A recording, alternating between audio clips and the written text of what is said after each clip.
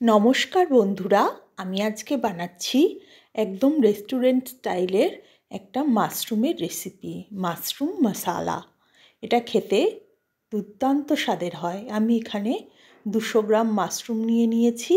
এবার মাশরুমটাকে ভালো করে ধুয়ে পরিষ্কার করে জল ঝরিয়ে নিয়ে এটাকে কুচি কুচি করে কেটে নিচ্ছি। মাশরুমটা কাটা হয়ে গেছে।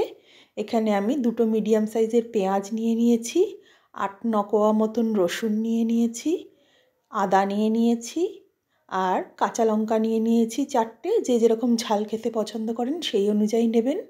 7-8টা লবঙ্গ, দারচিনি আর 6টা এলাচ নিয়ে নিয়েছি। এবার আমি পেঁয়াজটাকে প্রথমে একটু কেটে নিচ্ছি টুকরো টুকরো করে। পেঁয়াজ কাটা হয়ে গেছে। এবার গ্যাসের মধ্যে একটা বাটি বসিয়ে বা প্যান বসিয়ে আমি এখানে 1 কাপ জল দিয়ে এটাকে একটু গরম করে নিচ্ছি। এবার এর মধ্যে একটা তেজপাতা, এলাচ, লবঙ্গ, দারচিনি, এই গরম মশলাগুলো দিয়ে দেব। তার মধ্যে আমি দিয়ে দেব কেটে রাখা পেঁয়াজগুলো। এই সবগুলোকে আমি একটু সিদ্ধ করে নেব। জলটা যখন শুকিয়ে আসবে আর পেঁয়াজটাও সাদা সাদা হয়ে আসবে, এই পর্যায়ে আমি এটাকে বুঝবো যে এটা যখন সাদা হয়ে যাবে যে সিদ্ধ হয়ে গেছে।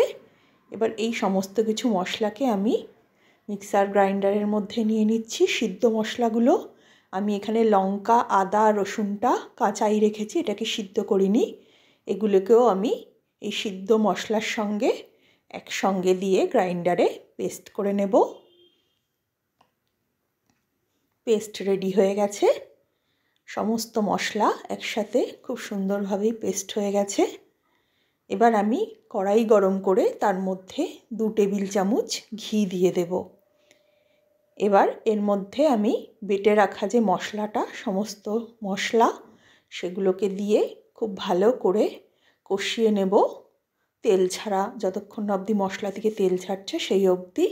তারপরে আমি এখানে 100 গ্রাম টক দই দিয়ে নিচ্ছি। এই সময় আমি ফ্লেমটা অফ করে নেব বা একদম লো ফ্লেমে করে নিতে হবে, না হলে দইটা ফেটে যেতে পারে। আর অনবরত এটাকে একটু মিক্সড করে যেতে হবে, তাহলে দইটা খুব ভালো মতন মশলার সঙ্গে মিশে যাবে। এবার আমি দিয়ে দেব 1 টিস্পুন ধনে গুঁড়ো, কাশ্মীরি লঙ্কার গুঁড়ো আর গরম মশলার গুঁড়ো আর স্বাদ অনুযায়ী নুন। আবারও আমি সমস্ত কিছু মশলাকে খুব ভালো করে একসঙ্গে কষিয়ে নেব যতক্ষণ না অবধি মশলা থেকে তেল ছেড়ে আসে। মশলা থেকে যখন তেল ছেড়ে যাবে এই পর্যায়ে আমি কুচিয়ে রাখা মাশরুমগুলো দিয়ে দেব। তারপরে মশলার সঙ্গে মাশরুমটাকে খুব ভালো করে মিক্সড করে নেব। এখানে কোনো জলের ইউজ আমি করব না, কারণ মাশরুম থেকেই জল বেরোবে। দেখুন কীরকম জল বেরিয়েছে। এই জলেই মাশরুমটা কষাতে কষাতে সিদ্ধ হয়ে যাবে। মাশরুমটা থেকে জল শুকিয়ে গেলে আমি ওপর থেকে ধনেপাতা আর কাঁচা লঙ্কা কুচি ছড়িয়ে দেব।